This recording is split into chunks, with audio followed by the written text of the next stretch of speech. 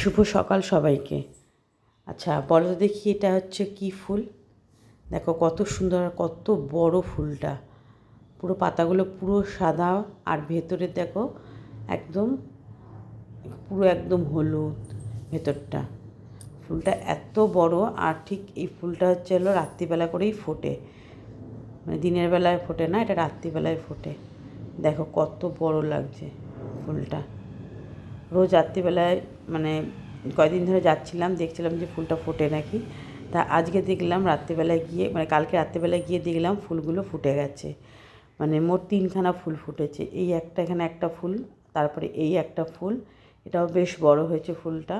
আর ওই পাশে আরেকটা ফুল হয়েছে, এটাও বেশ বড় ফুলটা হয়েছে।